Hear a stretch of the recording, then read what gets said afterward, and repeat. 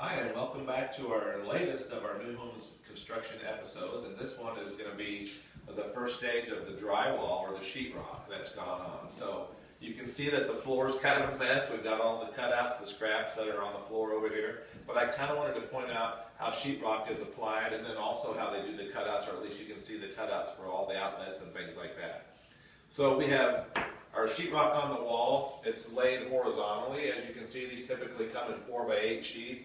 And what they do to first get them up on the wall is they have a couple of guys hold it up. They'll put a few nails in place just to hold it up. And then they come back at a later stage and they actually, these pieces of sheetrock are actually nailed in, glued in, and then screwed in finally. So there's three things holding all this up real firmly here.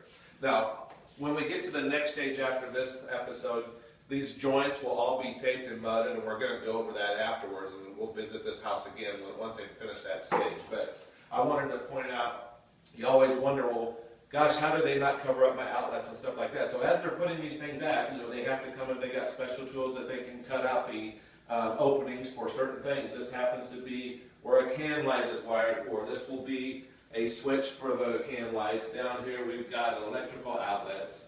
Over here, I'm going to walk over here very carefully. We've got already got the ductwork or the heat vent, the register right here in the ceiling is coming out here. So again, they cut out around that and another can light. You've got a low voltage wire, which would be for a security sensor.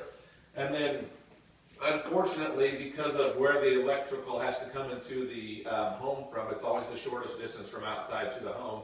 This one does end up in a bedroom, a lower level bedroom. So this is the electrical panel, and this is where it's cut out as well. But this will eventually have we'll have the trim carpenters come in and do a nice trimmed out cover for this so that it's easily accessible. We can also put a lock on it, so if a kid were to stay down in this room, they would be able to not access that. We would have to be able to get to it with a lock and key. So if you'll follow me this way, I'll show you how this house has actually been insulated. We did all the interior walls on this house just because we're going to have people living in the basement.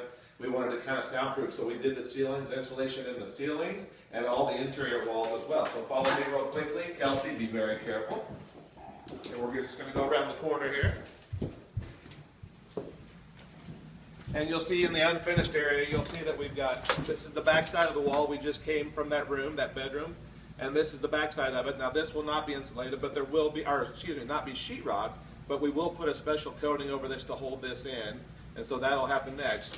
This is also the kind of the HVAC area, and we do have to go ahead and turn on the heat. So at this point in time, even though it's 11 degrees outside, we're in a nice toasty warm house.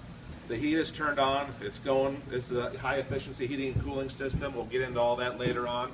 But that allows for the taping and mudding to be done. It has to be above a certain temperature for them to come in and tape and mud, otherwise that'll never stick and hold. So that's it for the first phase of sheetrocking. We'll come visit you again after they've done all the taping, mudding, and sanding, and that'll be our next step. And thanks again for visiting our New Homes episodes, and we will look forward to seeing you again.